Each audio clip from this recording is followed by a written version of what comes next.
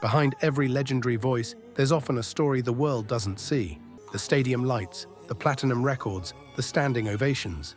But for some of R&B's most iconic artists, the real battle wasn't on stage, it was behind closed doors.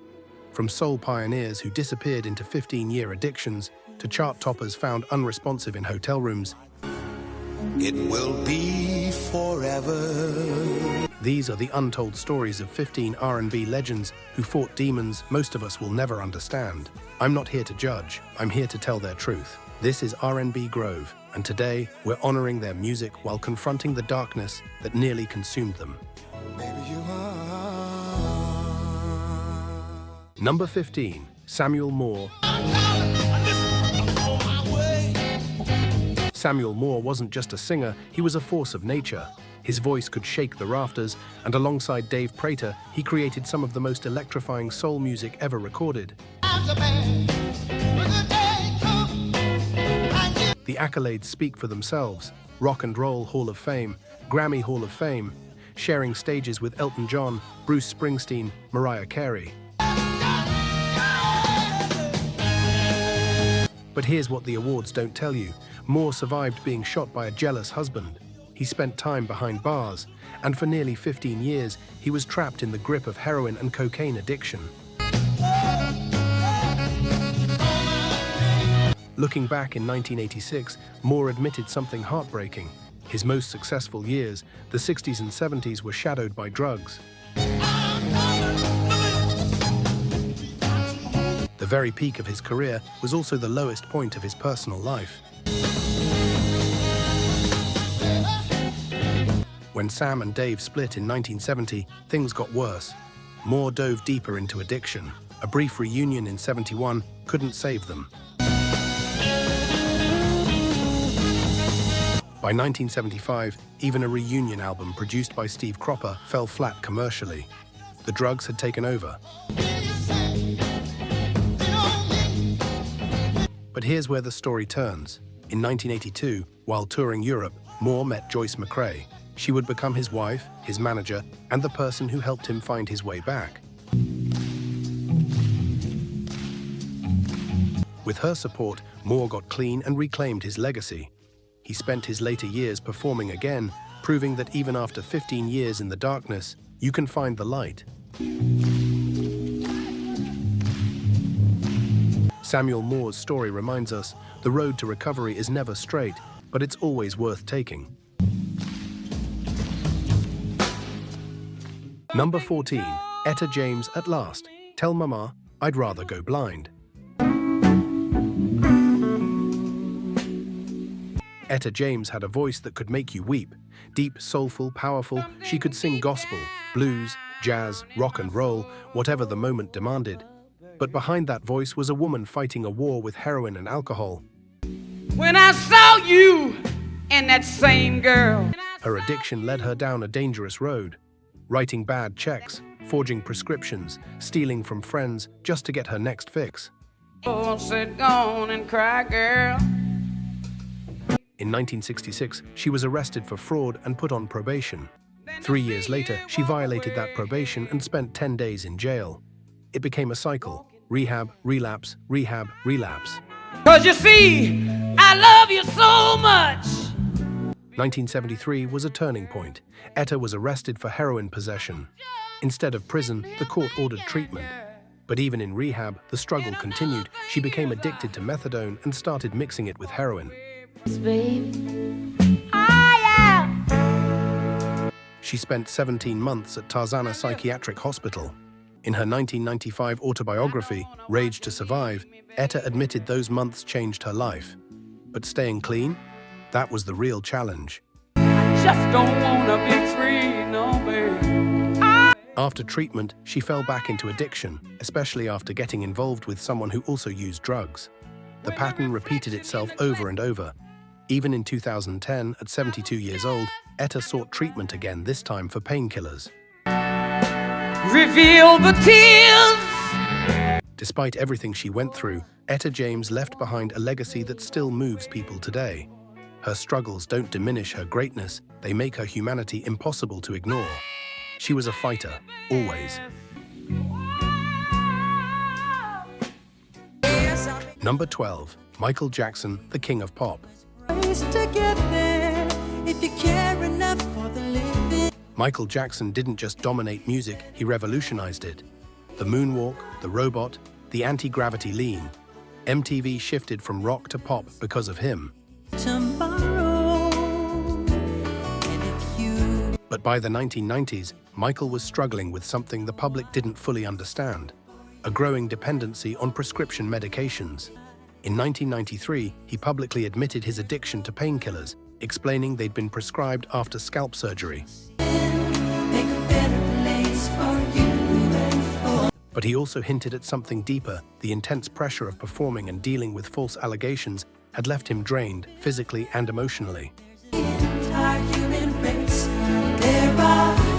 By 2009, as he prepared for his This Is It tour, Michael was desperate for sleep. His nurse, Sherilyn Lee, recalled him asking for sleep aids. When she refused, he insisted the only thing that worked was propofol, a powerful anesthetic. She warned him, "Michael, if you take this, you're not going to wake up." But Michael brushed it off. He'd used it before, he said.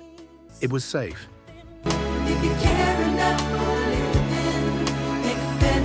On June 25, 2009, Dr. Conrad Murray was overseeing Michael's treatment. He'd been giving him propofol regularly for insomnia, but had tried to wean him off due to addiction concerns. That morning, after other drugs failed to work, Murray gave in and administered a small dose. Michael Jackson never woke up. The toxicology report revealed a cocktail of drugs in his system: propofol, benzodiazepines, opioids, and more. He'd reportedly used 19 fake IDs to obtain medication from multiple doctors. Murray was later convicted of involuntary manslaughter. Michael's story is a tragic reminder. Fame, talent, and success don't protect you from pain. And when pain becomes unbearable, even the strongest among us can fall.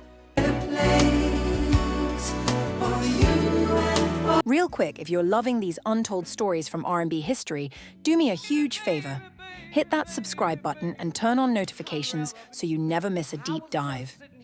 We're uncovering the truth behind the legends, the triumphs, the struggles, the comebacks. And drop a comment below. Which artist's story hit you the hardest? Let's build this community together. Now, back to the countdown. Number 11. Bobby DeBarge. Bobby DeBarge had a voice that could soar. As the lead singer of Switch, his falsetto was unforgettable, smooth, soulful, and powerful. He was also a mentor to his younger siblings' band, DeBarge, even stepping in when Elle and Bunny left the group.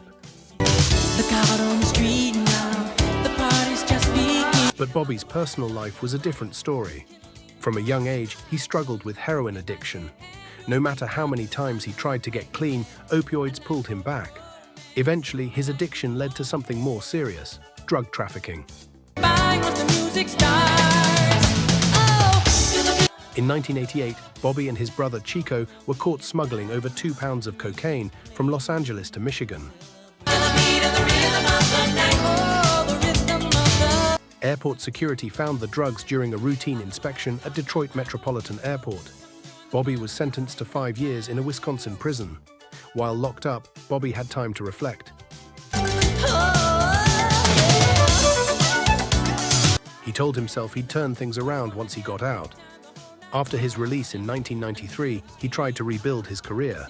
With help from Babyface and L.A. Reid, he started recording again, including songs he'd written in prison. In August 1995, he released It's Not Over, a title that showed his determination to keep going. But behind the scenes, Bobby was fighting another battle. While in prison, he told his family he'd contracted HIV. By 1995, his health had deteriorated. He spent his final months in California before moving back to Michigan to be closer to loved ones. On On August 16, 1995, at just 39 years old, Bobby DeBarge passed away from AIDS complications. His voice lives on, his struggle, a reminder of how addiction can steal even the brightest futures. Number 10. Jakim. Before Jakim became a renowned R&B artist, his life was filled with struggles, addiction, homelessness, and uncertainty. But through determination and faith, he turned everything around. Before signing with Motown Records, Jakim funded his music career on his own. He used his American Express card, performed in a wedding band, and worked as a waiter just to pay for his first album, Chemistry. His hard work paid off. Motown signed him in 2001 and re-released the album in 2003.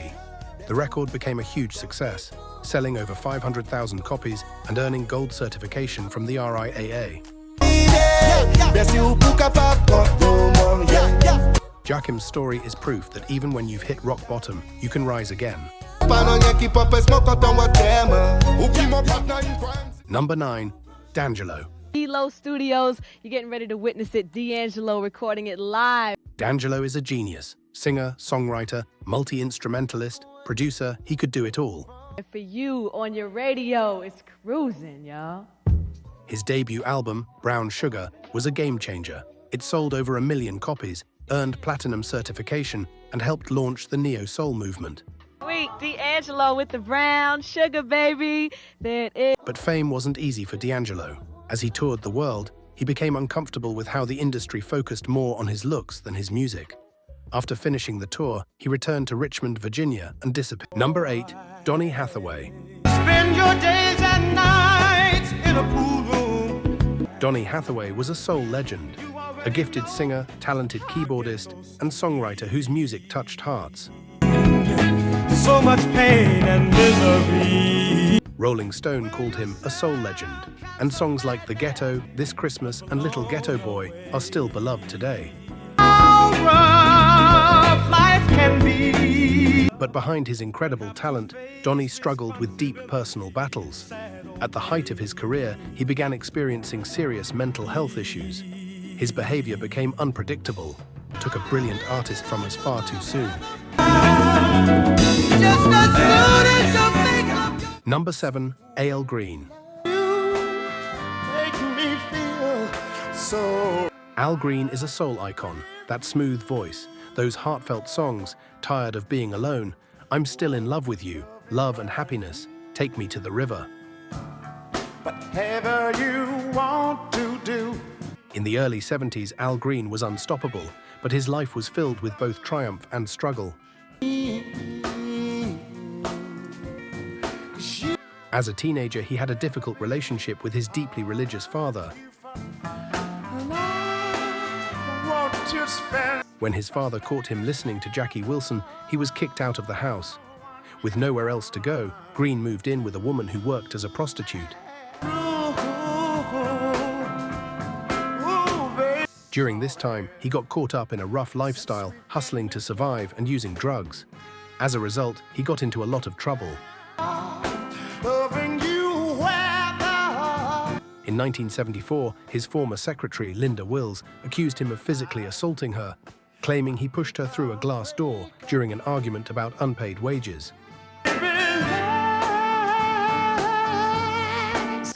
The case was settled out of court.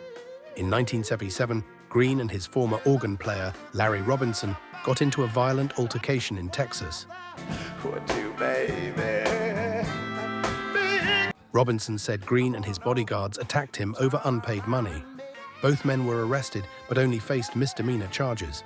In 1978, Green was accused of violence again. But you'd never do. This time, a woman said he'd beaten her unconscious with a tree branch. The case was dropped when she failed to appear in court. Green's life took a dramatic turn after his girlfriend died by suicide. Wake up. Yeah, I just. In 1988, he teamed up with Annie Lennox to record Put a Little Love in Your Heart for the movie Scrooged. That to me. The song became his first top 10 pop hit in over a decade. Al Green's journey shows us that redemption is possible, even after the darkest times. Number 6. Charlie Wilson. Girl, you were made for me. Uncle Charlie is one of the most celebrated voices in R&B. As the lead singer of the Gap Band, he helped create some of the biggest funk and soul hits from the late 60s until the group disbanded in 2010. As a solo artist, Wilson has been nominated for 13 Grammy Awards and 11 NAACP Image Awards, winning 2. He's been honored with a Soul Train Icon Award and a BMI Icon Award.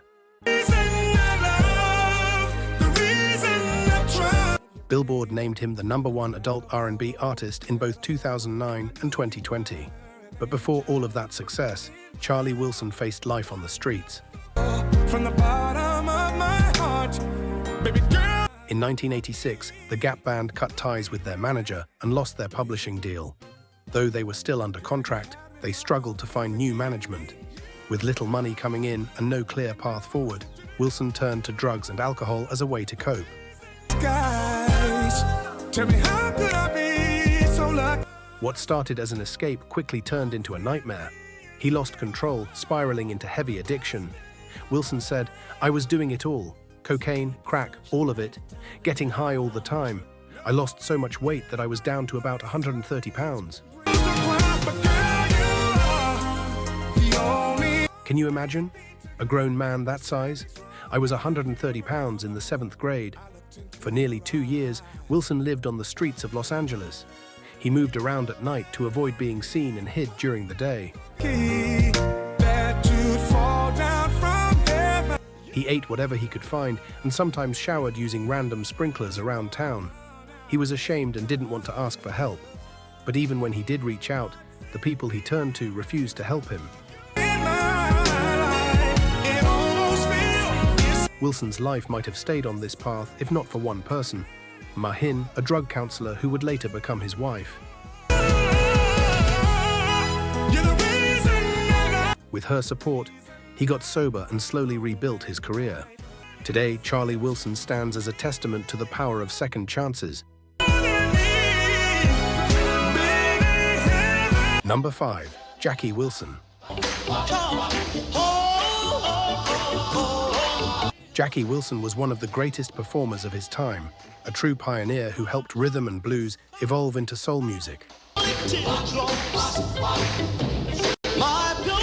Known as Mr. Excitement, he was famous for his incredible stage presence, electrifying dance moves, and powerful voice. He started his career as a member of Billy Ward and his Dominoes before going solo in 1957. Over the years, he recorded more than 50 hit songs, 16 reaching the top 10 on the R&B charts, several climbing to #1 on the pop charts. But while Wilson's career soared, his personal life was full of struggles. Behind the scenes, he was controlled by the mafia, chased by the IRS, and caught up in a life of reckless behavior. He had 3 marriages, countless affairs, and battled addiction to alcohol, amphetamines, and cocaine.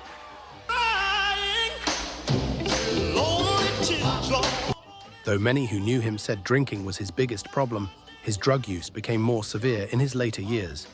In 1970, Wilson suffered a heartbreaking loss when his 16-year-old son, Jackie Jr., was shot and killed near their home in Detroit. The tragedy sent Wilson into a deep depression. He withdrew from the world, barely performing, and turned to alcohol and drugs to cope. More sorrow followed. Number 4. Gerald Levert. And all the lovers in the world. Gerald Levert was born into soul music. As the son of Eddie Levert, the legendary lead singer of the OJs, music ran in his blood. Don't amount to much. But Gerald didn't just live in his father's shadow, he made a name for himself as a powerhouse singer, songwriter, and producer. But there's no one that I'd care. He first found fame as part of the R&B group Levert, alongside his brother Sean and their friend Mark Gordon. Later, he joined forces with Keith Sweat and Johnny Gill to form LSG, a supergroup that brought together three of the smoothest voices in R&B. Throughout his career, Gerald released 9 solo albums, 6 albums with Levert, 2 with his father, and 2 with LSG. His impact went beyond his own music. He helped discover and mentor groups like the Rude Boys, Men at Large, and One of the Girls. But as the pressure of the music industry grew, Gerald turned to drugs to help him cope. How you doing? I need you to trade. What may have started as a way to deal with stress soon became a dangerous habit, one that would ultimately take a heavy toll. On November 10, 2006, Gerald Levert was found unresponsive in his bed at his home in Cleveland, Ohio. He was just 40 years old. At first, it was believed he died from a heart attack, but when the autopsy results came back, they revealed the real cause, an accidental overdose. A mix of prescription painkillers, anxiety medication, and over-the-counter drugs had built up in his system: Vicodin, Percocet, Darvocet, Xanax, and 2 antihistamines. His family tried to shift the focus away from drug use, explaining that all the medications had been prescribed to help him deal with chronic pain from past injuries and surgeries. Regardless of the circumstances, Gerald Levert's passing was a heartbreaking loss for the music world. Number 3. Natalie Cole. Natalie Cole was an American singer, songwriter, and actress, and the daughter of the legendary Nat King Cole. Her breakthrough came in the mid-1970s with her debut album, Inseparable, featuring the hit song This Will Be, An Everlasting Love. The album's success made history. Natalie became the first African-American and the first R&B artist to win the Grammy Award for Best New Artist. But after a string of hit albums, things started to fall apart. By the early 1980s, her career was struggling, and behind the scenes, Natalie was battling a serious drug addiction. She later revealed in her autobiography, Angel on My Shoulder, that her drug use had taken over her life. She became addicted to heroin and crack cocaine, making dangerous choices just to support her habit. At her lowest point, she even worked as a lookout for prostitutes. Her addiction nearly cost her everything. There was a terrifying moment when she refused to leave a burning building.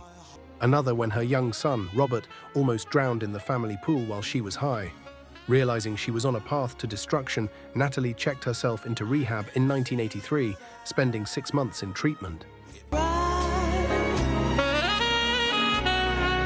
After getting clean, she slowly rebuilt her career. She released the album Dangerous, which helped her make a comeback. But it was her 1987 album, Everlasting, that truly brought her back to the top. With hits like Jumpstart, I Live for Your Love, and her dance pop cover of Bruce Springsteen's Pink Cadillac, Natalie proved she was still a star, and she did it sober. Number 2. Whitney Houston. Whitney Houston was an American singer, actress, film producer, and philanthropist. She is one of the most awarded performers of all time. But behind the fame and success, she faced a long and painful struggle with addiction. In a 2009 interview with Oprah Winfrey, Whitney opened up about her battles with drugs and alcohol. She admitted that her drug use had started off lightly, but became a serious problem after the massive success of The Bodyguard and the birth of her daughter. In July 1999, Whitney's family, including her mother, Cissy Houston, staged an intervention, begging her to seek treatment. But Whitney refused. By 2001, her dangerously thin appearance sparked rumors about her health. At the time, her publicist blamed stress, saying she simply wasn't eating. Years later, in 2009, Whitney admitted the truth. Drugs were the real reason for her weight loss. In a now famous 2002 interview with Diane Sawyer, she addressed the drug rumors head-on, famously saying, "Crack is whack." She admitted to using drugs but downplayed the extent of her addiction. However, by 2009, she was more open about her struggles. In a deeply personal interview with Oprah, she revealed that her drug use became heavier after The Bodyguard's success and the birth of her daughter. She said by 1996, it was an everyday thing. She spoke of rehab stays and attempts to get clean, but admitted that her addiction continued even after treatment. In 2005, Bobby Brown took legal action and got law enforcement involved to force their daughter into rehab. Despite multiple attempts to get clean, Whitney struggled for years. In May 2011, she checked into rehab again, calling it part of her long-standing recovery process. But even then, her battle was far from over. On February 11, 2012, Whitney Houston was found unresponsive in her hotel suite. The coroner's report later confirmed that a mix of prescription drugs and alcohol was found in her system. Number 1. Dave Prater. David Prater Jr. was a Southern soul and R&B singer, best known as one half of the legendary duo Sam and Dave. With his deep baritone and powerful tenor voice, he helped create some of the most unforgettable songs in soul music history. According to Rolling Stone magazine, Sam and Dave were the most successful and critically acclaimed soul duo of all time. Bringing the energy and passion of black gospel music into mainstream pop. Their biggest hits, Soul Man, Hold On, I'm Coming, and I Thank You, were recorded at Stax Records in Memphis between 1965 and 1968. These songs became Southern soul classics, filled with call and response vocals that made them feel like electrifying church sermons set to music. But behind the success, things weren't always smooth. The duo had a complicated and often tense relationship.